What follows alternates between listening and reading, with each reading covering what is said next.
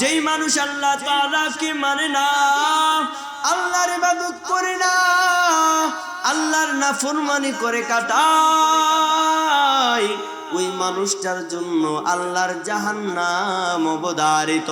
মুসলমান ভাইয়ের আমার, সুন্দর একটা হাদিস মনে পড়ে গেছে। আল্লাহ তাআলা যখন, আল্লাহর নবী বলেন, আল্লাহ তাআলা যখন জান্নাত জাহান্নাম তৈরি করলেন।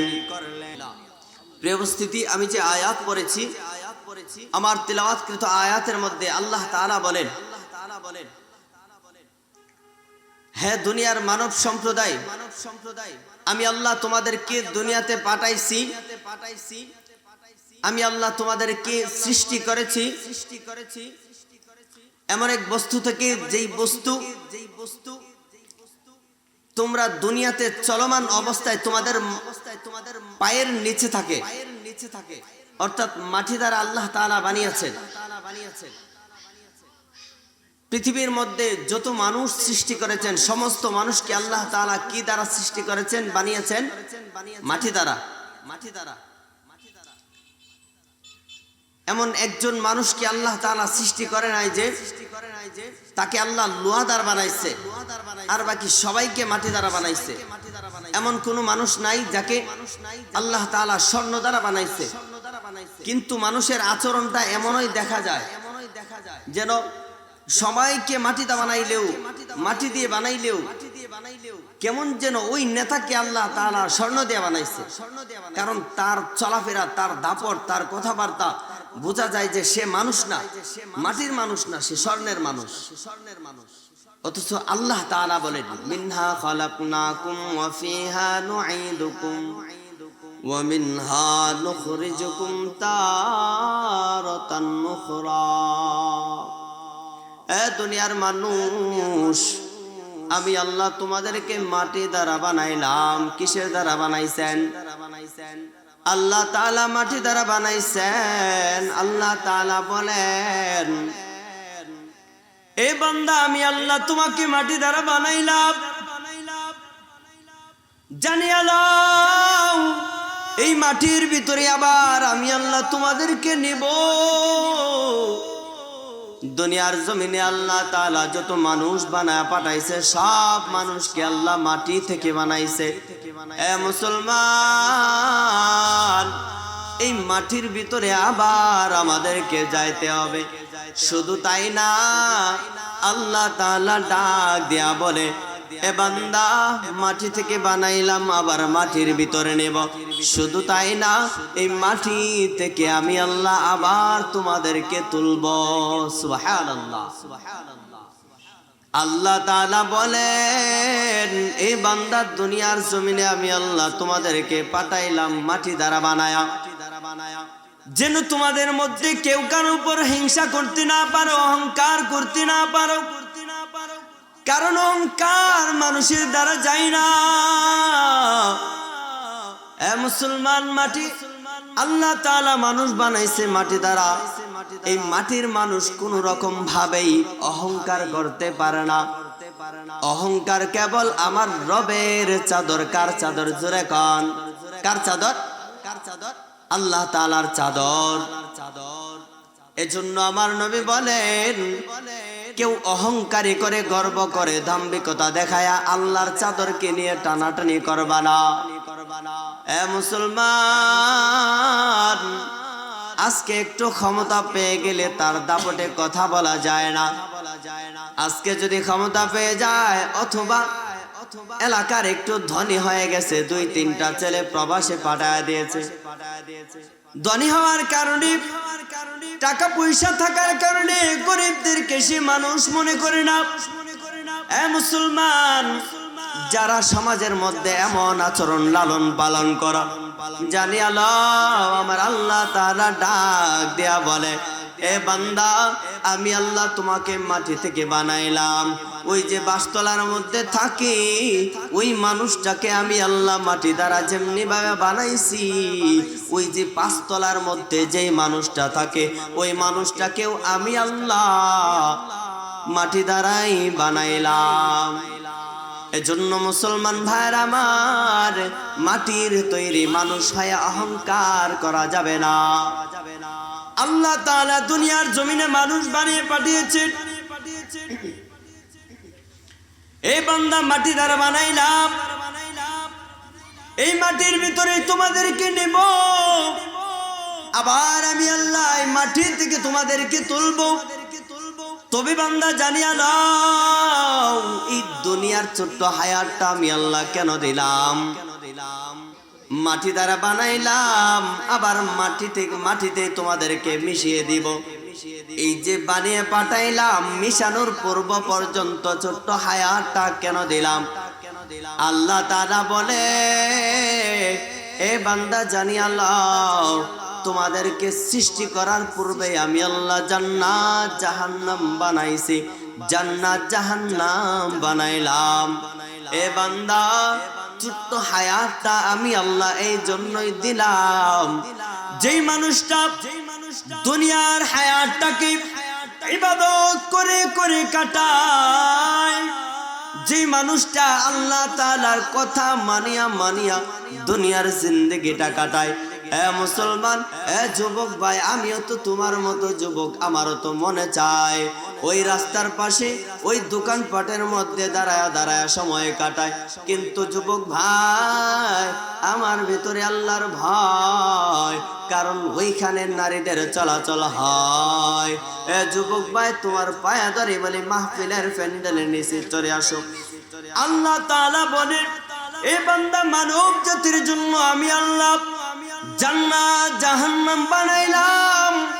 জান্নাত আমি আল্লাহ তখনই দিব যখন তার দুনিয়ার হায়াতটাকে আমি আল্লাহর কাছে বিক্রি করে দিবে। আল্লাহ তাআলা বলেন, এ বান্দা, আমি আল্লাহ তোমার সঙ্গে ব্যবসা করি। কিসের ব্যবসা জানো? আল্লাহ তাআলা বলেন, ইন্নাল্লাহ আশতারা মিনাল মুমিনিনা আনফুসাহুম ওয়া আমওয়ালাহুম বিআন্না লাহুমুল জান্নাহ। আল্লাহ তাআলা বলেন, এ বান্দা, তোমাদের সাথে আমি আল্লাহ ব্যবসা করতে চাই। আল্লাহ মানুষের সাথে ব্যবসা করতে চান। কিসের ব্যবসা করতে চান? আল্লাহ মানুষের সাথে জান্নাতের ব্যবসা করতে চান। আল্লাহ জান্নাত তোমাকে দিবে, মানুষকে দিবে, যদি মানুষ আল্লাহ তাআলাকে দুনিয়ার হায়াত দিতে পারে। এ বান্দা, দুনিয়ার হায়াতটুকু যারা আল্লাহর ইবাদত করে করে কাটায়, আল্লাহ তাআলাকে মানিয়া কাটায়, আল্লাহ তাআলার জান্নাত তার জন্য অবধারিত। যেই মানুষ আল্লাহ তাআলাকে মানে না, আল্লাহর ইবাদত করে না, আল্লাহর নাফরমানি করে কাটায়, ওই মানুষটার জন্য আল্লাহর জাহান্নাম অবধারিত। মুসলমান ভাইয়ের আমার, সুন্দর একটা হাদিস মনে পড়ে গেছে। আল্লাহ তাআলা যখন, আল্লাহর নবী বলেন, আল্লাহ তাআলা যখন জান্নাত জাহান্নাম তৈরি করলেন, আল্লাহ তাআলা যখন জান্নাত তৈরি করলেন, জান্নাত তৈরি করার পরে আল্লাহ তাআলার ফেরেশতাদের মধ্যে সবচেয়ে বড় ফেরেশতা জিবরাইল আলাইহিস সালাতু ওয়াস সালামকে ডাক দিয়ে বললেন, হে জিবরাইল, আমি আল্লাহ দুনিয়ার জমিনে মানুষ পাঠাইব, মানুষ সৃষ্টি করব। ওই মানব জাতির জন্য আমি আল্লাহ জান্নাত বানাইলাম। হে জিবরাইল, যাও জান্নাতটাকে পরিদর্শন করে আসো। আল্লাহ তাআলার আদেশ পেয়ে মালায়েকাদের ফেরেশতা জিবরাইল চলে যায়, জান্নাত পরিদর্শন করতে যায়। জান্নাত যখন পরিদর্শন করতে যায়, হে মুসলমান, এর পর্দার আড়ালের আম্মা জান, এর বিষ্ণারের যুবক ভাই, মুরব্বী, পর্দার আড়ালের আম্মা জান, জানিয়া দাও, আল্লাহ তাআলা যখন জান্নাত তৈরি করলেন, জান্নাত বানানোর পর জিবরাইল আলাইহিস সালাতু ওয়াস সালামকে আল্লাহ পাঠায় দেয়, হে জিবরাইল, যাও মানুষের জন্য জান্নাত তৈরি করলাম, ওই জান্নাতটা দেখে আসো কেমন হয়েছে। জিবরাইল আলাইহিস সালাতু ওয়াস সালাম জান্নাত পরিদর্শন করতে চলে যায়। জান্নাত পরিদর্শন করে আল্লাহ তাআলার কাছে এসে বলতে লাগলেন, আই রব্বুল আলামিন, জান্নাতটাকে আপনি এত নাজ নেয়ামত দ্বারা ভরপুর করেছেন, জান্নাতটাকে আপনি এত নাজ নেয়ামত দ্বারা ভরপুর করেছেন। আই রব্বুল আলামিন, দুনিয়ার মানুষ যদি জান্নাত সম্পর্কে জানতে পারে, দুনিয়ার মানুষ তো ভিন্ন দিকে যাবে না, সবাই জান্নাতের দিকে যাবে। আয় আল্লাহ, এত নাজ নেয়ামত দ্বারা ভরপুর করেছেন। মুসলমান ভাইয়ের আমার এই কথা যখন বললেন, আল্লাহ তাআলা জিবরাইলকে বললেন, এ জিবরাইল, আবার যাও, জান্নাতটাকে আবার পরিদর্শন করে আসো। আল্লাহর ফেরেশতা জিবরাইল যখন জান্নাত পরিদর্শন করতে চলে যায়, মুসলমান ভাইয়ের আমার জান্নাত পরিদর্শন করতে গিয়ে প্রথমবার দেখলো নাজ নেয়ামত, কিন্তু দ্বিতীয়বার যখন জান্নাত পরিদর্শন করতে যায়, এ যুবক ভাই, মুরব্বি বা পর্দার আড়ালের আম্মা জান, জিবরাইল এসে আল্লাহ তাআলার কাছে বলতে লাগলেন, আয় আল্লাহ, প্রথমবার তো জান্নাত দেখতে গিয়ে দেখতে পায় নাজ নেয়ামত, কিন্তু দ্বিতীয়বার যখন যায় জান্নাতের উপর কেমন যেন একটা আবরণ দেখতে পায়, জান্নাতটাকে কেমন যেন একটা ঢাকনা দিয়ে ঢেকে রাখা হয়েছে। মুসলমান ভাইয়ের আমার, মুফাসসিরিনে কেরাম বলেন, ওই যে জান্নাতের উপরে আবরণ, সেটা কোনো আবরণ না, আল্লাহ তাআলা দুনিয়ার নামাজের আবরণ দ্বারা জান্নাতটাকে ঢেকে দিয়েছে, রোজার আবরণ দিয়ে জান্নাতটাকে ঢেকে দিয়েছে। ওই আবরণটা হলো নামাজের আবরণ, যাকাতের আবরণ, হজ্জের আবরণ, এছাড়া অন্য সমস্ত ইবাদতের আবরণ, আল্লাহ তাআলাকে মানার আবরণ দ্বারা ঢেকে দিয়েছে। এ মুসলমান, যারা আল্লাহ তাআলাকে মানবে, নামাজ পড়বে, রোজা রাখবে, হজ যাকাত করবে, আল্লাহ তাআলার ওই জান্নাতের আবরণ ভেদ করে ওই বান্দাটাই জান্নাতের মধ্যে প্রবেশ করবেন। সুবহানাল্লাহ। জান্নাতের যেই আবরণ দিয়েছে বা গেট লাগিয়ে দিয়েছে, ওই গেট খুলে তারাই প্রবেশ করতে পারবে যারা আল্লাহ তাআলাকে মানবে, আর যারা মানবে না তারা প্রবেশ করতে পারবে না। আল্লাহ তাআলা জিবরাইল আলাইহিস সালাতু ওয়াস সালামকে আবার পাঠায়া দেন, হে জিবরাইল, যারা আমাকে মানবে তাদের জন্য জান্নাত বানাইলাম, জান্নাতটা দেখে আসলা। এর জিবরাইল, যারা আমাকে মানবে না, যারা আমার আনুগত্য করবে না, আমার ইবাদত করবে না, আমার বিধানাবলী মানবে না, তাদের জন্য আমি আল্লাহ জাহান্নাম বানাইলাম। আল্লাহ তাআলার ফেরেশতা জিবরাইল আলাইহিস সালাতু ওয়াস সালামকে পাঠা দেয়, এ জিবরাইল, যাও, জাহান্নাম বানাইলাম যারা আমার আনুগত্য করে না, আমার ইবাদত করে না, তাদের জন্য জাহান্নাম বানাইলাম। যাও জিবরাইল, জাহান্নামটাকে পরিদর্শন করে আসো। মুসলমান ভাইয়ের আবার এর কৃষ্ণা, রে যুবক ভাই, মুরব্বী পর্দার আড়ালের আম্মা জান, এর যুবক ভাই, রে জয়নগরের যুবক ভাইরা, আল্লাহ তাআলা যখন জিবরাইল আলাইহিস সালাতু ওয়াস সালামকে জাহান্নাম পরিদর্শন করতে পাঠা দেয়, জিবরাইল আলাইহিস সালাতু ওয়াস সালাম জাহান্নাম পরিদর্শন করে এসে আল্লাহ তাআলার কাছে বলতে লাগলেন, আয় আল্লাহ, জাহান্নামটাকে আপনি এত আযাব দ্বারা ভরপুর করে দিয়েছেন। আয় আল্লাহ, জাহান্নামটাকে এত কষ্ট, এত আযাব দ্বারা ভরপুর করেছেন। দুনিয়ার মানুষ যদি জানতে পারে জাহান্নাম এত আযাব, এত কষ্টে, আয় আল্লাহ, দুনিয়ার একটা মানুষ জাহান্নামের দিকে যাইবে না। যে কাজ করলে জাহান্নামে যাবে ওই কাজ কেউ করবে না, কেউ করবে না। মুসলমান ভাইয়ের আমার, আল্লাহ তাআলা জিব্রাইলকে ডাক দেয়া বলে, এ জিব্রাইল, যাও যাও যাও, জাহান্নামটাকে আবার পরিদর্শন করে এসো। জিব্রাইল আলাইহিস সালাতু ওয়াস সালাম দ্বিতীয়বার জাহান্নাম পরিদর্শন করতে চলে যায়। দ্বিতীয়বার পরিদর্শন করতে যাওয়ার পর ওই জাহান্নামের উপর কেমন যেন একটা আবরণ দেখতে পায়।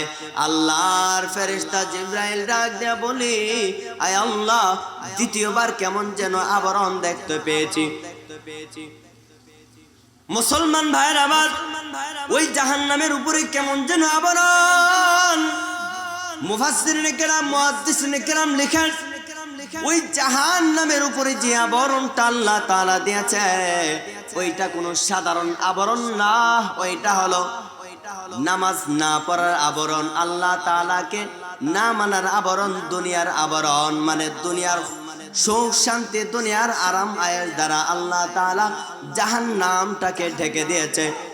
যারা দুনিয়ার পেছনে পড়ে, দুনিয়া দুনিয়া করে, আমার রব আল্লাহ তাআলাকে ভুলে যায়, আল্লাহ তাআলা বলেন তাদের জন্যই আমার জাহান্নাম অবধারিত। এজন্য যারা জান্নাতের যে গেট আছে, জান্নাতের উপরে যে আবরণ আছে, ওই আবরণ ভেদ করে যারা ঢুকতে চায় জান্নাতে, তারা যেন আমল করে, তারা যেন নামাজ পড়ে, তারা যেন রোজা রাখে, হজ পালন করে, যাকাত আদায় করে, আল্লাহ তাআলাকে মানিয়া চলে, সবচেয়ে বেশি আল্লাহ তাআলাকে গুরুত্ব দেয়। আর যারা চাই যে আমার জান্নাতে যাওয়ার দরকার নাই, তারা যেন নামাজ না পড়ে, তারা যেন রোজা না রাখে, তারা যেন শয়তানের পথে চলে, আল্লাহর পথে না চলে। এজন্য আমরা জান্নাতে যাইতে চাই কি? জান্নাতে যাইতে চাই নাকি জাহান্নামে যাইতে চাই? কোথায় যাইতে চাই সবাই? জান্নাতে। জান্নাতে যাইতে হলে ওই যে জান্নাতের উপরে আবরণ, ওইটা ভেদ করে আমাদেরকে ঢুকতে হলে আমাদেরকে কি করতে হবে? নামাজ পড়তে হবে। নামাজ পড়তে হবে কিনা? নামাজের গুরুত্ব আসলে আমাদের মধ্যে নাই। আমাদের মধ্যে আছে দুরুদের গুরুত্ব, আছে না? দুরুদ আমিও পড়ি, আপনারাও পড়েন, কিন্তু নামাজের গুরুত্ব নাই। রসুলের ভালোবাসায় সবাই রসুলের উপর দরুদ পড়ি।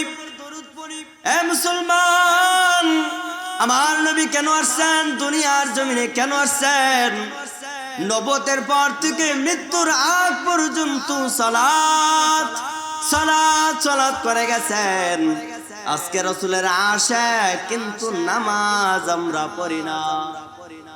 আজকে রসুলের আশিক, রসুলের সুন্নাত গুলা রাখতে পারি না। রসুলের সুন্নত আমার মধ্যে নাই, অথচ রসুল মৃত্যুর আগ মুহূর্ত পর্যন্ত সালাত সালাত করে গেছে, নামাজ কায়েম করে গেছে। নামাজ কায়েমের জন্য রসুলের দন্দন পর্যন্ত শহীদ হয়েছে। এ মুসলমান, আজকে নামাজের গুরুত্ব নাই, দরুদের গুরুত্ব আছে না নাই? এজন্য নামাজ কায়েম করতে হবে, নামাজ পড়তে হবে। শুধু যে নামাজ পড়বেন এতটুকুই না, দুটোটাই পড়তে হবে। দরুদও পড়তে হবে, নামাজও পড়তে হবে। আল্লাহ তাআলা আমাদেরকে রসুল যে ধর্ম নিয়ে এসেছেন সেই ধর্মকে পরিপূর্ণভাবে মেনে রসুলকে ভালোবাসা তৌফিক দান করেন। সকল বলেন আমিন। আমি